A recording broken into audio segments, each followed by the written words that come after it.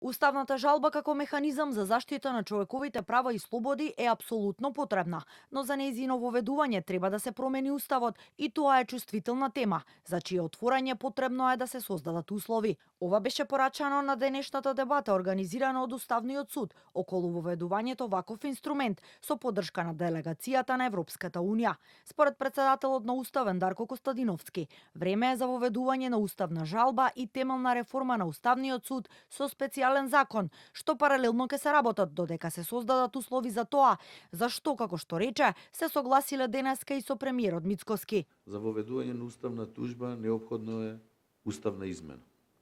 Значи, само со уставна измена може да се воведе таква надлежност на Уставниот суд, бидејќи Уставниот суд на Македонија е суи генерис уставен суд, единствен на европско тло што нема закон за уставен суд. Кај нас отварањето на уставот е секогаш чувствително прашање и тема и затоа конечниот заклучок, барем според мене, е дека кога ќе се создадат услови, тогаш и ќе пристапиме кон таква институционална реформа. Промена на устав е политичка тема,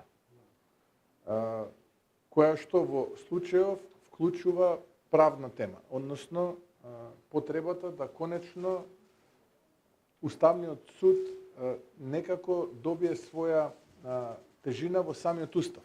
И сега ние сме дојдени до ситуација кога тоа што представува товар на минатото треба да го решаваме и ќе го решиме кога ќе се создадат политички услови.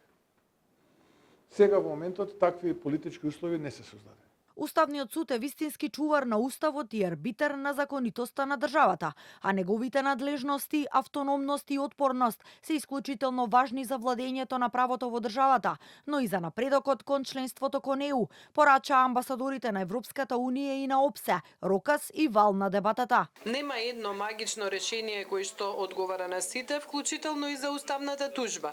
Сите добро знаеме дека во Европската унија постојат различни држави кои што имаат различни системи и кои што на различен начин го запазуваат ова. Сакаме да имаме заедничка цел, односно лицата, граѓаните да имаат пристап до уставната правда кога сметаат дека нивните основни права се загрозени. Само 75 барања за утврдување на уставноста биле поднесени во последните десетина години, што практично е само 5% од скупната работа на судот. Спротивно на тоа, преку 1000 апликации биле поднесени до Европскиот суд за човекови права во текот на истиот период, што покажува дека има јасен јаз во достапноста и ефективноста на домашните правни лекови кои што им стојат на располагање на граѓаните. Одговарајќи на новинарско прашање за тоа дали воопшто се размислува за воведување на Бадентер во Уставниот суд, председателот на Уставен повтори дека е категорично против. Таков механизам е за политички органи како Собранието,